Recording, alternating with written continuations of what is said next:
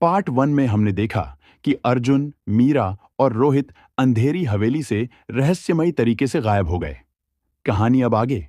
हवेली में तीनों के गायब होने के बाद ये मामला पूरे इलाके में सनसनी बन गया।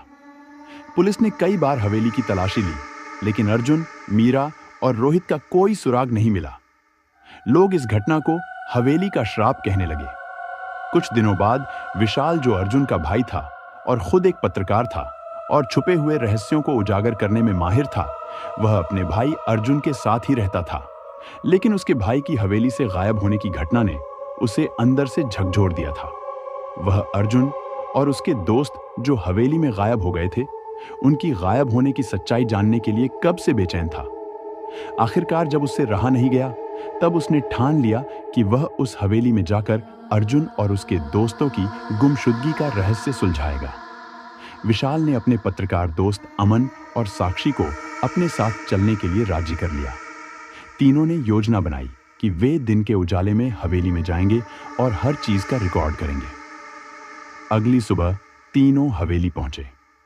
सूरज की रोशनी में भी हवेली बेहद डरावनी लग रही थी। अंदर घुसते ही विशाल को महसूस हुआ कि किसी ने उसे पीछे से पुकारा, लेकिन पलटने पर वहां कोई नहीं था। हवेली के अंदर का माहौल उतना ही डरावना था जितना अर्जुन के कैमरे में रिकॉर्ड हुआ था। जैसे जैसे वे हवेली के अंदर बढ़े, उन्हें अर्जुन का कैमरा फर्श पर टूटा हुआ मिला। विशाल ने उसे उठाया और उसकी फुटेज देखने की कोशिश की। फुटेज में अर्जुन की आवाज सुनाई दी, अगर कोई यह देखे तो इस हवेली से दूर रहे, यह जगह मौत का घर है। अचानक कैमरे की स्क्रीन काली हो गई और तेज चीखने की आवाजें सुनाई देने लगी। साक्षी ने डरते हुए पूछा, क्या हमें यहां से चले जाना चाहिए?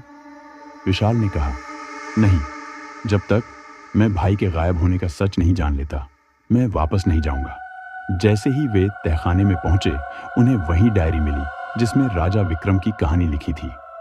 लेकिन इस बार डायरी के पन्ने उलझे हुए थे और हर पन्ने पर खून के धब्बे थे। तभी अमन को लगा कि कोई उसका हाथ पकड़ रहा है। जब उसने पीछे देखा तो एक बूढ़ी महिला की डरावनी परछाई उसके पास खड़ी थी। वह डर के मारे चिल्लाया और भागने की कोशिश की, लेकिन तहखाने का दरवाजा बंद हो गया। विशाल ने अमन को शांत करने की कोशिश की, लेकिन तभी एक अजीब सी आवाज गूंजने लगी, यहां से जाओ वरना तुम सब मर जाओगे। उस आवाज ने तीनों को कंपा दिया। विशाल ने अपने फोन से रिकॉर्ड करना शुरू किया, लेकिन तभी फोन ने काम करना बंद कर दिया। हवेली की दीवारों पर खून के निशान उभरने लगे। साक्षी ने कहा, यहां से निकलना होगा, ये जगह हमें खत्म कर देगी। लेकिन जैसे ही उन्होंने बाहर जाने की कोशिश की, सीढ़ियां गायब हो गईं और उनके चारों तरफ अंधेरा छा गया। तभी विशाल ने महसूस किया कि हवेली के फर्श पर कुछ लिखा हुआ था। उसने टॉर्च जलाकर पढ़ा, यहां से निकलने का एक ही रास्ता है, सच स्वीकार करो। विशाल ने जोर से पूछा, क्या सच? कौन सा सच? अचानक हवेली गूंजने लगी और दीवारों पर राजा विक्रम की छवि उभर आई। राजा की आत्मा ने कहा, मैंने अपने परिवार को मारा और मेरा पाप मुझे इस हवेली में कैद कर चुका है। जो भी यहां आता है वह इसी श्राप का हिस्सा बन जाता है। केवल कोई निष्कपट आत्मा ही इस श्राप को तोड़ सकती है। विशाल ने पूछा, हम यह श्राप कैसे तोड़ सकते हैं? आत्मा ने जवाब दिया, इस हवेली को आग से जलाओ। हर वो चीज जो मेरी बर्बादी का हिस्सा बनी, उसे भस्म करो। लेकिन याद रखना, जो यहां एक बार फंसा है वह आसानी से नहीं बच सकता।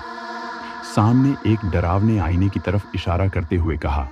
विशाल ने हिम्मत जुटाई और तहखाने में पड़े पुराने फर्नीचर और राजा विक्रम की चीजों को आग लगाने की कोशिश की। तभी एक डरावनी चीख गूंजने लगी। हवेली की दीवारें हिलने लगीं। अमन और साक्षी बेहोश हो गए। आखिरकार विशाल ने आग जलाई। पूरी हवेली में आग फैल गई। जैसे जैसे हवेली जलने लगी, अंदर का अंधेरा गायब होने लगा। विशाल ने महसूस किया कि वह बाहर की ओर खींचा जा रहा है। सुबह हुई और विशाल एक सुनसान मैदान में होश में आया। वहां पर उसने अपने आप को अकेला पाया, लेकिन उसके दोस्त वहां नहीं थे। तब वह जोर जोर से चिल्लाकर उन्हें ढूंढने लगा। इसी बीच अचानक वो वहां वही डरावना आईना देखा जिसे हवेली में राजा विक्रम ने दिखाया था।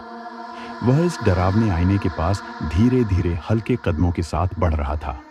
जैसे ही वह पास जाकर आईने को स्पर्श किया, आईने के अंदर से एक तेज रोशनी ने उसे अपने अंदर समा लिया। विशाल आईने के जरिए कहाँ गया? क्या विशाल वहीं गया जहां उसके दोस्त रहस्यमयी तरीके से गायब होकर गए? क्या है रहस्यमयी आईने का सच? कहानी अभी जारी है। दोस्तों, आपको यह कहानी कैसी लग रही है?